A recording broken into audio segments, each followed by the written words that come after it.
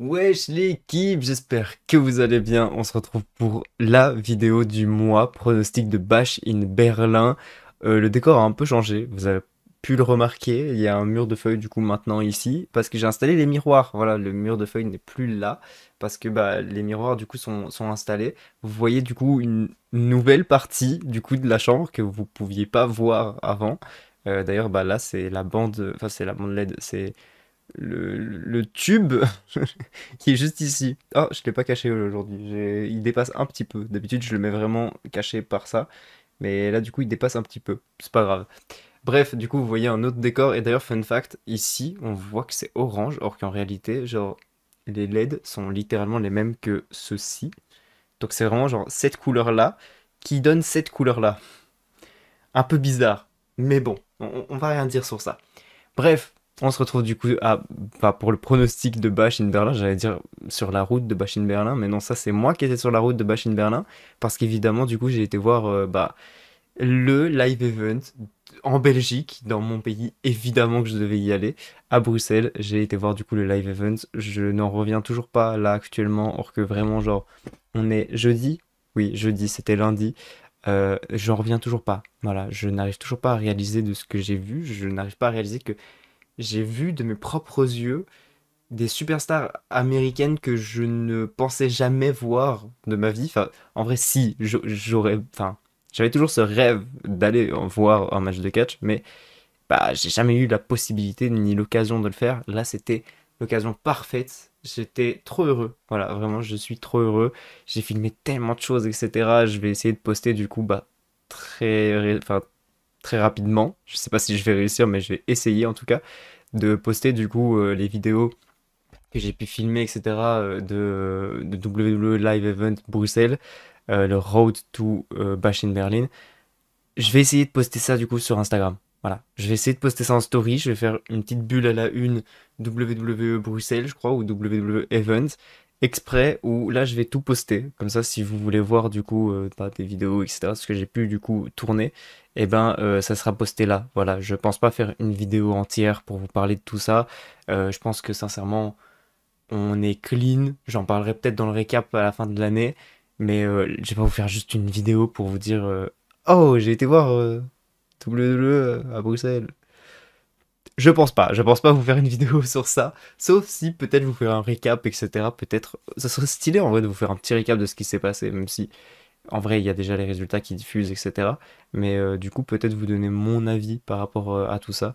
Ça serait un peu bizarre en vrai parce que j'ai un point de vue. Enfin, ouais, j'ai pas un point de vue objectif sur la situation puisque l'ambiance, etc., bah, ça te nique toute ton objectivité. Mais bref, voilà. En tout cas, on a mis la pièce PLE en Belgique. C'est tout ce qu'il faut savoir. Maintenant, on est à Berlin, on est en Allemagne pour le moment. On va rester sur l'Allemagne. Premier match qui va se passer en Allemagne, évidemment, c'est classé en tant que moins intéressant, plus intéressant. Même si le deuxième match, c'est déjà un banger, plus ou moins. Voilà, j'ai rank en fonction de leur place potentiellement. Voilà, comme ça vous savez. Comme ça, je ne sais pas du coup quel match va commencer et quel match va finir. Je me doute de qui va finir. Qui va commencer, je sais pas. Voilà. Bref, on commence évidemment avec le premier match. C'est le match pour les tag teams féminins. Ayla Dawn et Alba Fire Unholy Union, je crois qu'il s'appelle comme ça. Contre Jake Cargill et Bianca Belair d'ailleurs. Deux superstars que j'ai vus à Bruxelles d'ailleurs. Et je suis dégoûté de ne pas avoir vu Alba Fire et Ayla Dawn. J'aurais bien aimé du coup les voir puisque c'est des européennes. Donc ça aurait été grave cool. Mais bref, euh, pour moi, personnellement, il n'y a aucun moyen dans lequel Unholy Union gagne clean. Franchement, pour moi, c'est impossible. Soit c'est parce que il y a, j'allais dire Bea Priestley, Blair Davenport qui intervient. Désolé, c'est son nom d'avant la WWE, donc ça m'a perturbé. Mais soit c'est parce que Blair Davenport intervient et donc bah, les laisse en tant que championne, soit Bianca Belair et Jade Cargill elles gagnent. Voilà, tout simplement. C'est à chaque fois de toute façon que le titre tag team féminin il est disputé, enfin il est dans un PLE ces derniers temps, c'est toujours parce que c'est elles qui les défendent ou c'est elles qui gagnent les titres. Donc voilà, hein. Donc je pense pas que Ah, quoique, je viens de réfléchir à un truc là, vite fait. Ah, et si ça se splittait? Mais le problème, c'est qu'il y a rien. En fait, rien nous amène à ce que Bianca Belair et Jade Cargill se split. Mais si ça se faisait, alors là, ça serait très étonnant et on fait turnkey. Oh,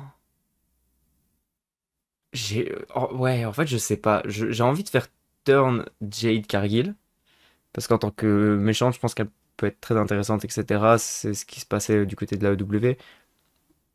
Mais en même temps, Bianca Belair dans le main roster, elle a jamais été heel. Là où inversement, du côté d'NXT, elle était heel. Est-ce qu'on ferait pas turn Bianca Belair dans son tout premier run heel?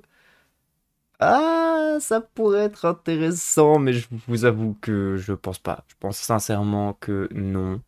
Je pense que en vrai, il va juste y avoir intervention de Blair Davenport. Blair Davenport va se faire attaquer par Naomi, mais évidemment, elles vont rester championnes par équipe. Je pense que c'est la meilleure chose à faire. On est en Europe, c'est deux Européennes. Un peu comme ce qui s'est passé du coup avec Clash at the Castle, puisque de toute façon Clash at the Castle était enfin, c'était chez elle. Donc en soi, ça peut être ok. On peut dire oui. On se dit que c'est considéré comme étant encore chez elle et donc que c'est cool si on fait gagner du coup Ayla Dawn et Alba Fire. Je vous avoue que j'y crois pas. J'y crois vraiment pas. En fait, mon cœur a envie de dire je les laisse en tant que championne par équipe parce que, s'il vous plaît, c'est la seule limite vraie équipe qui existe actuellement féminine. Donnez-leur vraiment un bon règne. Faites en sorte que ça soit intéressant. Le titre tag team féminin soit cool. Genre, j'ai mon cœur qui me dit ça. Et en même temps, je me dis, qu'est-ce qu'ils ont fait à Backlash? Parce que c'était à Backlash, je crois. Alors là, attendez, par contre, parce que j'ai un bug de fou. Oui, j'avais totalement raison. Évidemment, c'était à Backlash. Qu'est-ce qu'ils ont fait à Backlash? Ils ont fait gagner Jade Cargill et Bianca Belair. Donc, est-ce que, bon, on n'est pas loin? La France, l'Allemagne, c'est des pays limitrophes de toute façon. Est-ce qu'on refait gagner Jade Cargill et Bianca Belair du coup? Parce que, je sais pas, Jade Cargill, elle a des parties françaises où elle a vécu une partie de sa vie en France. On l'amène comme ça? Je vous avoue que je suis vraiment pas serein sur ce match-là. J'en ai aucune qui va pouvoir gagner ce match. Et en même temps, je me dis, vous savez quoi? C'est la WWE. On connaît très bien leur règne de forceur de fou. Victoire de Jade Cargill et de Bianca Belair. C'est des forceurs. Voilà. Ils vont forcer sur Jade. Forcer sur Jade. Faites gagner Jade Cargill et Bianca Belair. Ça leur fera deux titres tag team. Voilà, comme ça c'est fait. Au moins comme ça c'est fait. Après, bon, on tease une petite séparation, etc. S'il vous plaît. Et on nous amène du coup à une rivalité entre les deux. Voilà, je demande pas plus. Je demande juste ça. Juste, ça reprend les titres. Oui, ça s'embrouille. Voilà. Je veux juste ça, tout simplement. Ensuite, du coup, deuxième match de la soirée, c'est le strap match entre CM Punk et Drew McIntyre. D'ailleurs, on a su que ce match sera sponsorisé par le nouveau film où Batista joue dedans. Donc voilà, comme ça, vous savez, c'est une info un peu inutile. Mais on doit s'attendre du coup à ce que bah, les écrans soient de couleurs différentes ou soit du coup au thème du film. Un strap match entre CM Punk et Drew McIntyre. Je vais pas vous mytho, moi les strap match c'est pas trop mon délire. Je sais pas trop. En fait, je vois pas trop l'utilité en fait d'un strap match. C'est juste full violence. En réalité, il n'y a pas tellement de dinguerie en fait à faire autour d'un strap match. Je m'attends pas à un match très long. Et je sais même pas en fait qui va gagner. C'est ça qui est fou, c'est que dans cette rivalité, bah en fait j'ai tellement un point de vue extérieur où je suis pas fan des deux. J'aime bien la rivalité, mais j'aime pas les deux. Du coup, bah c'est un peu compliqué. Je vais pas vous mytho, c'est un peu compliqué. Je suis un peu en mode qui va gagner? Et j'ai même pas une raison de cœur ou quoi qui vient. Parce que bah, je m'en fous un peu. C'est ça qui est dingue en fait. Je suis désolé si vous entendez peut-être un bruit de ventilateur ou quoi, j'ai allumé le ventilateur parce que je me suis étouffé. J'ai mal à la gorge évidemment puisque bah, j'ai crié énormément lundi. Donc j'ai super mal et donc quand je parle beaucoup, bah, ça me bloque, enfin ça me noue la gorge. Donc voilà, je suis en rétablissement un peu là de ma voix, mais de temps en temps je peux m'étouffer et il fait très chaud. Donc j'ai mis le ventilateur du coup juste à côté de moi. J'ai envie de dire victoire de CM Punk du coup sur ce match-ci puisque Drew McIntyre a gagné le premier. Donc faisons un 1-1, comme ça on fait une grosse revanche, etc. Avec un Drew McIntyre qui veut potentiellement se revenger et savoir qui a vraiment mérité la victoire, etc. et qui a vraiment détruit l'autre. Je m'attends peut-être même à terminer sur un last man standing, pourquoi pas. Mais là voilà, là strap match ça va juste être bah, violent. J'espère que le match va être très bon parce que le seul souvenir que j'ai de strap match, moi, c'est Bray Wyatt Fiend contre Daniel Bryan. Et c'était pas l'un des meilleurs matchs de ma vie. Voilà, c'est pas le match que je retiens le plus. Donc voilà, je m'attends juste à ce qu'il soit bon. Faites des dingueries, allez vous battre dans le public. Mais qui gagne, je vais dire CM Punk. Parce que comme ça fait 1-1. Et on peut continuer la rivalité. Et je vous avoue, j'en suis même pas sûr. Je sais même pas quoi en faire. Mais bref, victoire de CM Punk du coup sur ce match-là, pour ma part. Ensuite du coup, troisième match de la soirée, le mixed match. C'est Liv Morgan et Dominic Mysterio contre Rhea Ripley et Damian Priest. Ce match est dans ma tête extrêmement horrible. Parce que je sais pas qui peut gagner. C'est horrible. En fait, je me dis que si mon crâne suit bien les informations et si j'ai bien toutes les informations que l'on veut me donner, et si je théorise pas trop autour de ça, on est totalement d'accord que la rivalité de Damian Priest, elle n'est pas sur Dominic Mysterio, elle est sur Finn Balor. Est-ce que Finn Balor est dans ce match? Non. Et qu'est-ce que Finn Balor a dit dans une de ses promos? Ben, il a dit à Damian Priest, oui, quand tu te sentiras hyper bien, et ben c'est à ce moment-là que je t'attaquerai. Bah du coup, il a juste à être à deux doigts de gagner parce qu'évidemment Dominic Mysterio, je suis pas sûr que ça va tenir un gros match. Je pense surtout qu'on va avoir un Rhea Ripley, Liv Morgan et que si le tag il arrive, enfin, je m'attends à un Dominic Mysterio très fouillant et qui force un peu à aller tag Liv Morgan le plus vite possible pour éviter le face-à-face face à Damian Priest. Mais il a juste en fait, enfin Damian Priest a juste à être grave bien face à Dominic Mysterio, je vais dire vrai. Et Finn Balor va attaquer. Finn Balor du coup va faire gagner le nouveau Judgment Day. Mais en même temps, moi dans ma tête, au premier abord, c'était en mode c'est un match mixte. C'est le moment de faire gagner du coup Rhea Ripley.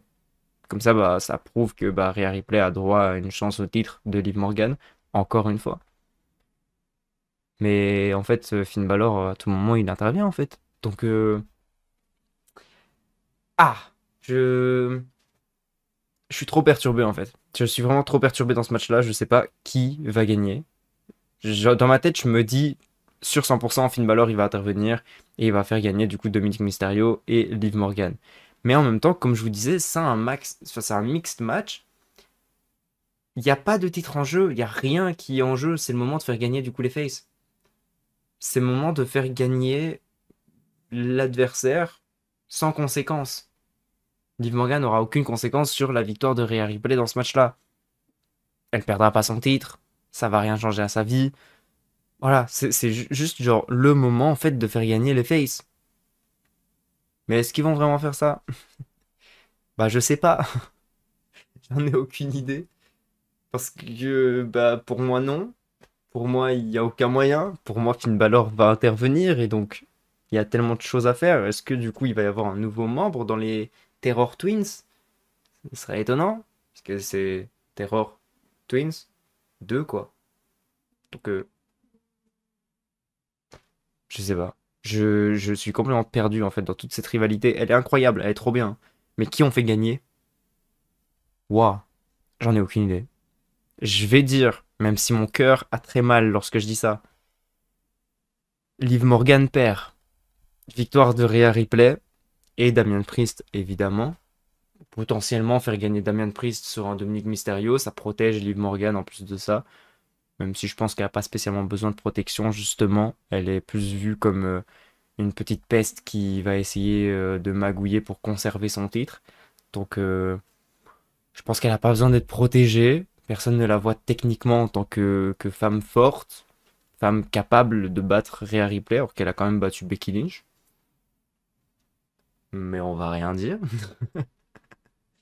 En fait, il y a un peu une incohérence sur tout ce genre de choses et sur tout ce qui se passe actuellement qui est horrible dans ma tête en réalité parce que je suis fan de Liv Morgan et que pour moi Liv Morgan elle est tellement gentille dans cette histoire puisque c'est elle qui se venge du coup de Rhea Ripley qui l'avait blessée lorsque Rhea Ripley était méchante, sauf que maintenant Rhea Ripley en fait elle est gentille, donc Liv Morgan elle peut plus être gentille puisque Rhea Ripley elle est gentille, donc en fait du coup on fait pas gentil contre gentil, donc bah Liv Morgan elle devient méchante, tout ça parce que Liv Morgan elle s'est vengée de Rhea Ripley la méchante, du coup euh, je- bah oui c'est horrible, c'est horrible. C'est incroyable. Franchement, toute la storyline autour du Judgment Day, autour de tout ce qui s'est passé là, Liv Morgan, Rhea Ripley, c'est incroyable. Vraiment, c'est incroyable. Le storytelling à long terme, il y est. Il n'y a rien à dire. Le problème, c'est une question de rôle. Là, sur le rôle, je suis complètement perdu. Parce que, bon, ok, oui, j'ai toujours kiffé Roman Reigns. Roman Reigns était heel, etc. C'est le plus gros babyface de ma vie, même s'il est heel. Liv Morgan, c'est pareil. Ça va être la même chose. Je vais la soutenir de fou, etc. Mais le problème, c'est que je soutiens une fille qui se venge de se faire blesser. Sauf qu'en fait, cette fille qui l'a blessée, bah en fait, elle a été blessée aussi, donc maintenant elle veut se venger de la méchante qui l'a blessée. Or qu'en fait, c'était elle la méchante qui l'avait blessée.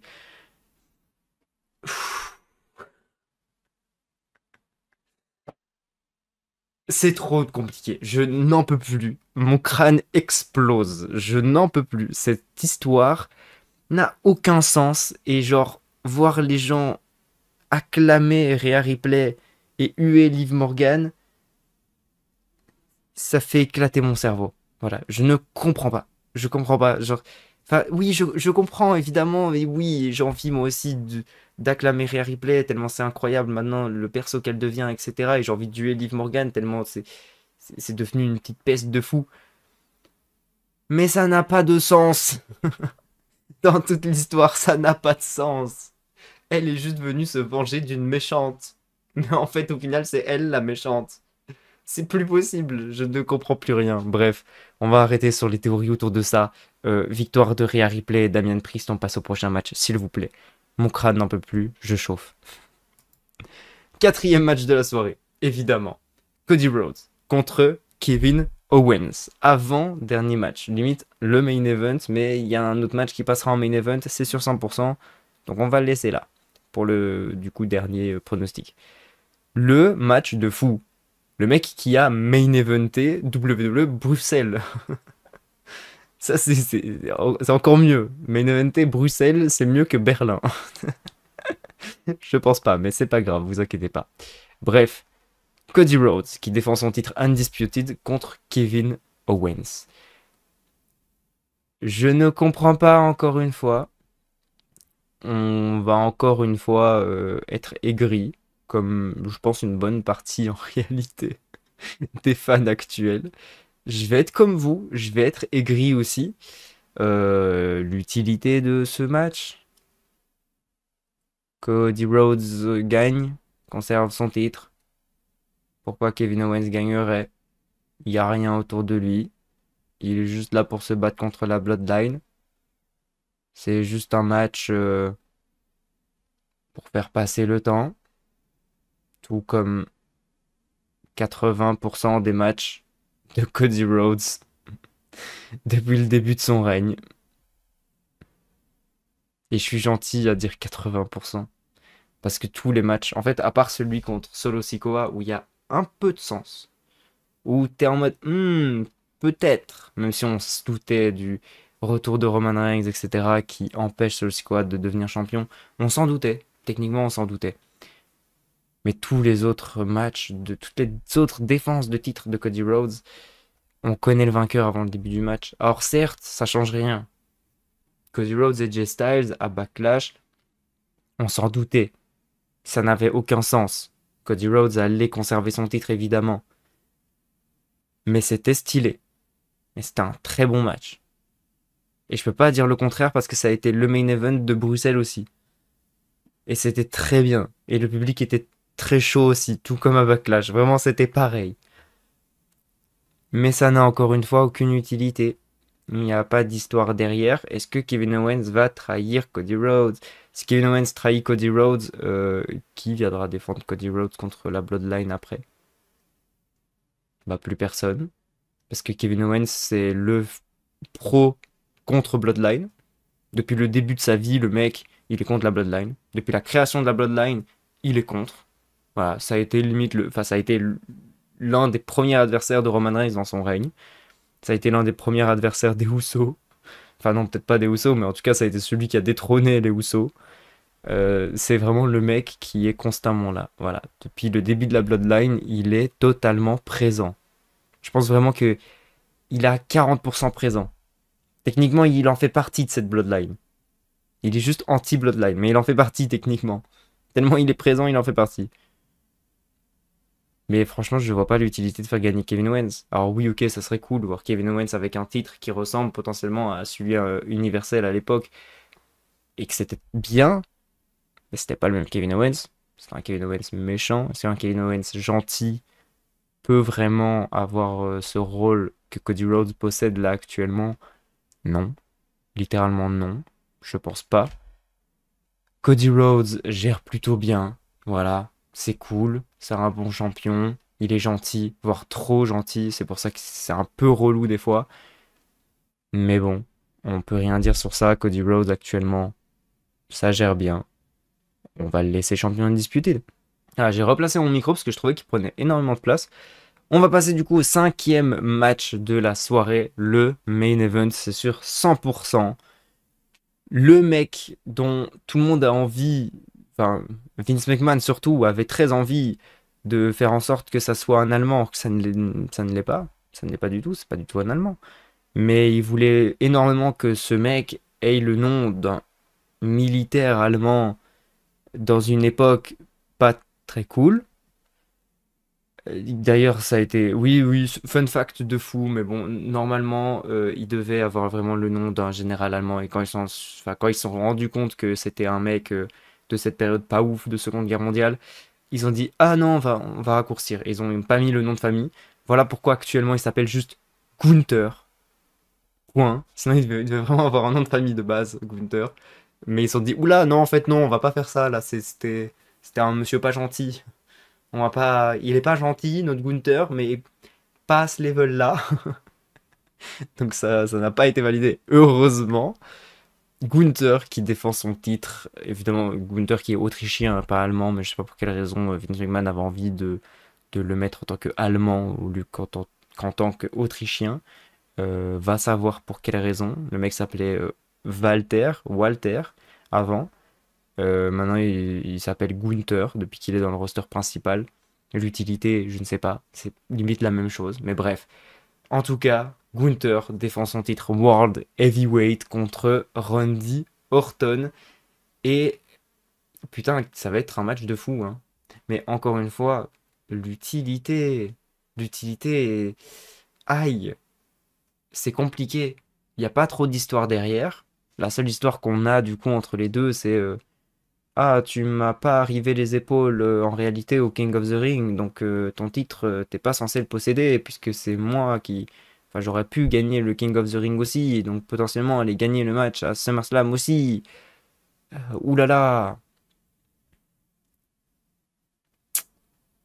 c'est pas ouf, hein. On va pas se mentir, c'est pas ouf. Surtout que Randy Orton, il est du côté de SmackDown. Donc, bah non, en fait, il va pas prendre le titre. Évidemment que non, qu'il va pas prendre le titre. Et c'est dommage pour tous ceux qui voulaient, parce que évidemment que Randy Orton, on veut tous le voir un nouveau champion, avoir un nouveau titre, etc. Évidemment qu'on a envie. Et potentiellement, c'est dans les petits papiers. d'un Raw sur Netflix, avoir un champion, Randy Orton en tant que champion pour débuter sur Netflix, c'est plutôt pas mal, ça a de la gueule, ça peut attirer les gens, on a le temps.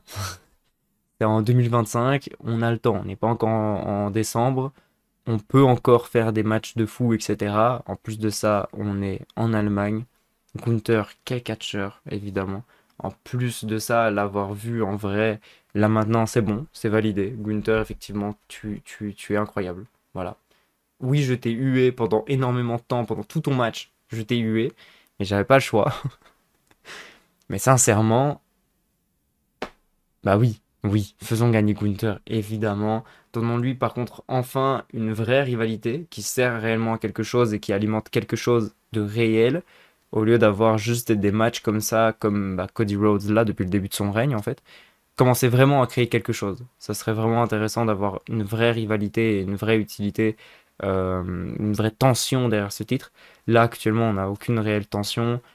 Vraiment, les champions actuels, ils sont vraiment juste là pour défendre et c'est tout en fait. Il y a bah, potentiellement des histoires qui sont en train de se créer, etc. Mais même, c'est un peu compliqué, on va pas se mentir sur les histoires qui se créent. Euh, Par contre, il y a un truc qu'il faut notifier. La Bloodline n'est pas du tout sur cette carte. Aucun membre de la Bloodline, ni même de l'ancienne Bloodline, aucun membre. Par contre, on a tous les membres de l'anti-Bloodline. On a Cody Rhodes, on a Kevin Owens et on a Randy Orton qui sont autour des titres majeurs. Mais pas de Bloodline. Voilà, tout simplement. Je ne comprends pas. Ça me fait très rire. Vraiment, ça me fait rire de fou de voir ça. Genre, voir que Randy Orton, qui du coup était aux côtés de Cody Rhodes et Kevin Owens pour se battre contre la Bloodline, Randy Orton il se retrouve avec un match pour le titre. Et Kevin Owens, bon bah écoute, Randy Orton il s'est barré, viens on fait un match entre nous, non? Ça me tue de rire. Mais bref, sur ce match-là, évidemment, victoire de Gunther. Il n'y a rien à dire d'autre. Gunther, il va avoir un bon petit règne. Peut-être pas aussi long que le titre intercontinental. Mais à mon avis, il va pas la lâcher avant fin d'année. Donc voilà, pour moi, ça sera cool, ça sera clean. On a le temps encore de développer un petit peu notre Gunther. Potentiellement, même après, s'ils veulent vraiment avoir un champion qui a de la gueule, etc., pour commencer euh, sur Netflix, ok, ça laisse quand même l'opportunité, quelques mois après, de remettre un Gunther en tant que champion ou quoi. Ce mec, on a passé des années à le vouloir en tant que champion, qu'il lâche ce titre intercontinental. C'est pas maintenant qu'il est champion qu'on va vouloir qu'il lâche le titre. On va tous être dégoûtés s'il lâche le titre assez rapidement. Donc, sincèrement, allez-y. Mettez une pièce sur Gunther. Vous allez pas être déçus. C'est le mec qui nous a ramené un 5 étoiles à Clash at the Castle face à Sheamus et qui d'ailleurs, ça a été le match de WWE Bruxelles. Ça a été Gunther contre Sheamus d'ailleurs. Comme ça, vous savez. Franchement, laissez-le gérer. Laissez-le construire quelque chose. Montrer qu'il a vraiment de la gueule et de la valeur. Surtout qu'on a Ludwig Kaiser aux côtés de Gunther qui lui est allemand. Donc s'il n'a pas une apparition à Berlin, ça m'étonnerait énormément. Voilà, je serais un peu choqué. Donc franchement, allez-y. Faites kiffer Berlin, mettez Ludwig Kaiser, mettez Gunther dans ce main event. Enfin, faites-les apparaître en tout cas. Enfin, faites apparaître Ludwig Kaiser en tout cas, histoire de bien faire kiffer évidemment Berlin. Avoir Gunther, Ludwig Kaiser à la fin du show, je pense que c'est exactement ce qu'ils veulent. C'est exactement ce qui leur ferait plaisir, voir enfin des stars de chez eux ou de près de chez eux, puisque l'Autriche c'est pas loin, les voir en tant que main eventer et les voir réussir sur la grande scène. Franchement, c'est, je pense, le meilleur cadeau qu'ils peuvent avoir. Donc, faites-les kiffer, s'il vous plaît. Et s'il vous plaît, Berlin, faites-nous kiffer. Montrez que vous aussi, vous avez de la voix. Montrez que vous aussi, eh ben, le public a de la gueule. C'est tout ce qu'on veut.